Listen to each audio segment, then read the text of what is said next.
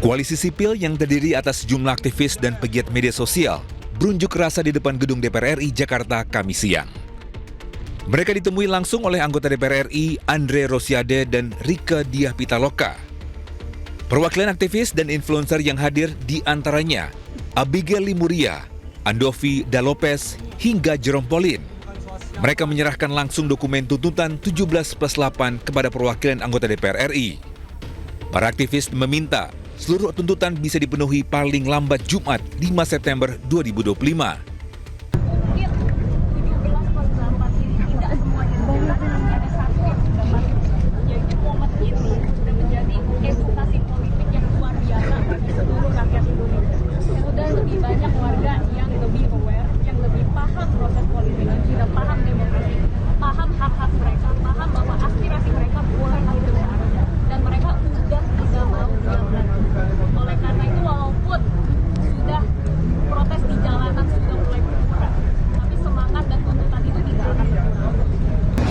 Sudah untuk menjalankan tunjangan yang sesuai tuntutan. Yang pertama, yang kedua kita membuka diri, memasukkan aspirasi kita akan.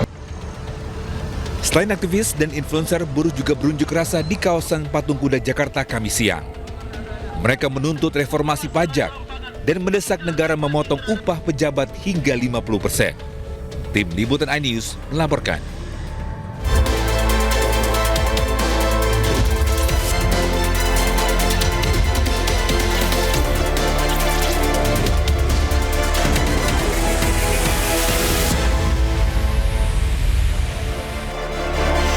Selamat siang pemirsa, hari ini adalah batas waktu terakhir bagi pemerintah dan DPR untuk mengabulkan tuntutan 17+8.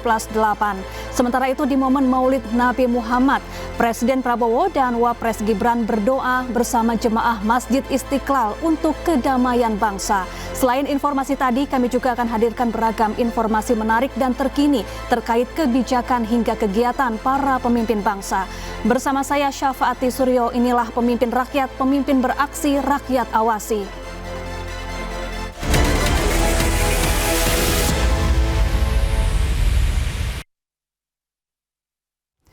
Pemirsa, Presiden Prabowo Subianto dan Wapres Gibran Rakabuming Raka menghadiri peringatan Maulid Nabi Muhammad di Masjid Istiqlal, Jakarta. Seluruh jemaah berdoa bersama untuk kedamaian bangsa Indonesia. Assalamualaikum warahmatullahi wabarakatuh. Presiden Prabowo Subianto dan Wakil Presiden Gibran Rakabuming Raka menghadiri peringatan Maulid Nabi Muhammad di Masjid Istiqlal, Jakarta Kamis malam. Sejumlah Menteri Kabinet Merah Putih juga hadir mendampingi Prabowo. Dalam ceramahnya, Menteri Agama Nasaruddin Umar menyampaikan keteladanan Nabi Muhammad untuk kelestarian bumi dan negeri. Menteri Agama juga meminta masyarakat mencontoh figur-figur yang baik. Tidak ada cinta yang tumbuh subur dalam hati kita masing-masing, bisa jadi sebaliknya. Apapun semuanya dianggap buruk. Nah, peringatan Maulid kali ini, mari kita mencontoh ada sosok figur dan figur-figur yang lain. Semua agama-agama punya tokoh, punya figur. Dan semua tokoh-tokoh itu punya persamaan. Mereka mengedepankan cinta. Seperti Rasulullah SAW bukan hanya mengatakan, tapi dia contohkan. Terakhir kami ingin mengingatkan pada kita semuanya. Mari kita mengedepankan cinta dalam masyarakat plural seperti Indonesia ini. Sangat kita perlukan kebersamaan, persatuan. Seluruh jemaah kemudian berdoa bersama untuk kedamaian bangsa Indonesia. Dari Jakarta, Tim Liputan iNews melaporkan. Ribuan warga di sejumlah daerah di tanah air menggelar istighosah dan zikir kebangsaan. Kegiatan ini dilakukan untuk memohon perlindungan dan keselamatan bangsa dalam menjaga stabilitas keamanan.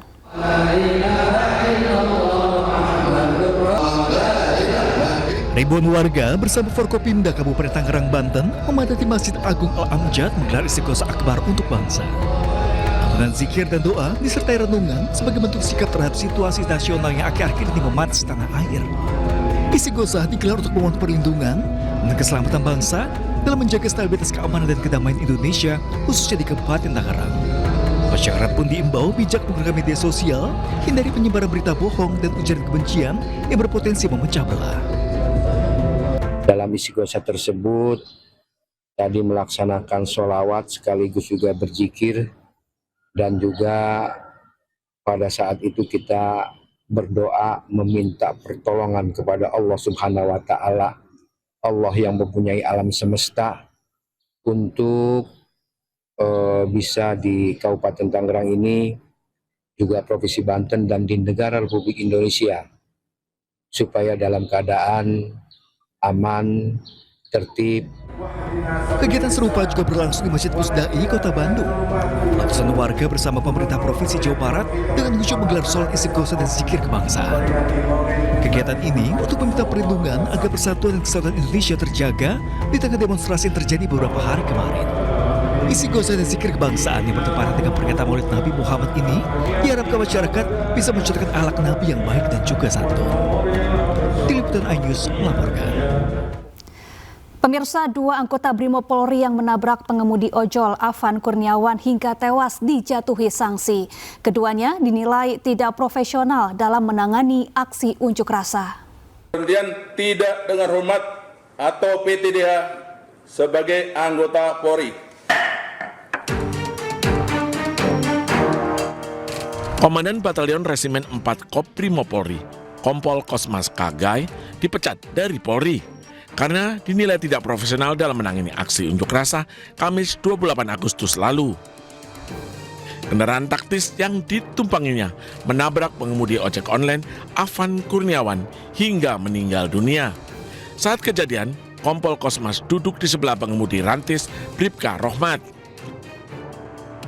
Dengan kejadian atau peristiwa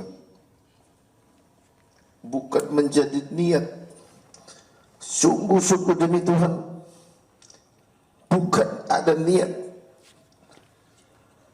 untuk membuat orang celaka, tetapi sebaliknya. Namun peristiwa itu sudah terjadi. Pada kesempatan ini saya juga mau menyampaikan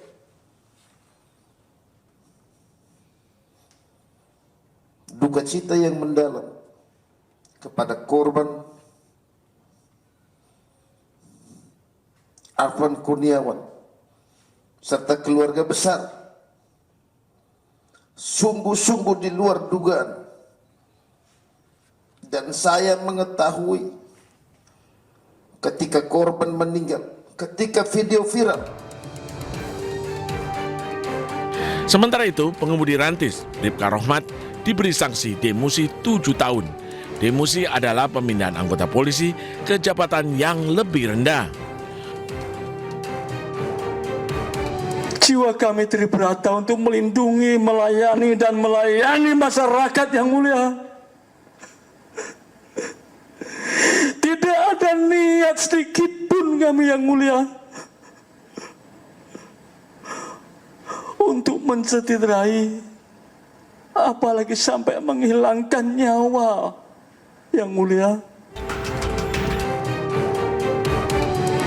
Komisi Kode Etik Polri juga menggelar sidang etik kepada 5 anggota polisi lainnya yang saat insiden penabrakan turut menjadi penumpang dalam rantis. Tim Liputan iNews melaporkan. Pemirsa, gelombang tolak pemecatan Kosmas Kajugae penabrak Afan Kurniawan mencuat. Hal ini dinilai dari rekam jejak dan pengabdian yang dilakukan Kompol Kosmas untuk negara. Dilansir dari laman change.org, hingga Jumat siang pukul 11 lebih 20 menit, sebanyak 166.928 orang menandatangani petisi penolakan pemecatan Kompol Kosmas Kajugae. Petisi digagas oleh Mercy Jacinta yang mengatasnamakan masyarakat Ngada, Flores NTT, dan para pendukung keadilan. Petisi ini dibuat sebagai bentuk penolakan terhadap keputusan pemecatan tidak dengan hormat yang dijatuhkan kepada Kompol Kosmas. Petisi ditujukan kepada Kapolri, Komisi Kode Etik dan Profesi Polri, serta pimpinan DPR. Masyarakat menilai pemecatan ini dinilai tidak proporsional dibandingkan dengan rekam jejak panjang pengabdian dan jasa-jasanya bagi bangsa dan negara. Salam hormat saya. Menko Bidang Hukum, HAM, Imigrasi, dan Pemasyarakatan Yusril Iza Mahendra memastikan tindakan seluruh aparat berada di koridor hukum dan mengedepankan hak asasi manusia. Pemerintah juga menjamin kebebasan berpendapat masyarakat. Yang mengkoordinasikan di bidang hukum dan HAM untuk memastikan tindakan seluruh aparat penegak hukum itu berada di koridor hukum dan mengedepankan hak-hak asasi manusia, dan ini juga ditekankan oleh Pak Presiden, jangan sampai ada satu tindakan itu di luar dari koridor hukum yang berlaku. Rakyat tidak perlu merasa takut, merasa khawatir ya, karena pemerintah menjamin kebebasan masyarakat untuk rakyat untuk menyampaikan aspirasinya, menyampaikan pendapat, ungkapan perasaannya melalui unjuk rasa sepanjang itu dilakukan. Pemirsa, tokoh nasional yang tergabung dalam Gerakan Nurani Bangsa menyampaikan pesan kebangsaan. Para tokoh berharap pemerintah mendengar 17+8 tuntutan rakyat.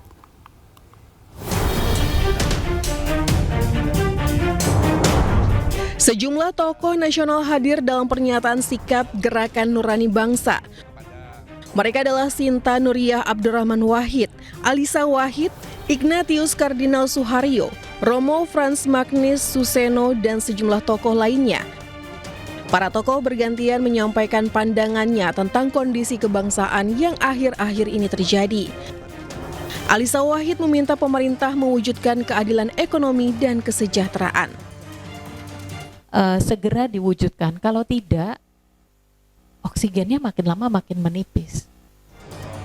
Gerakan Nurani Bangsa menyampaikan pandangan menyikapi situasi yang terjadi di Indonesia. Pemerintah diminta mendengar gagasan pemikiran dari tokoh bangsa. Tim Liputan iNews melaporkan. Pemerintah bertemu perwakilan mahasiswa di Istana bahas tuntutan 17+8. Apa hasilnya? Selengkapnya usai jeda.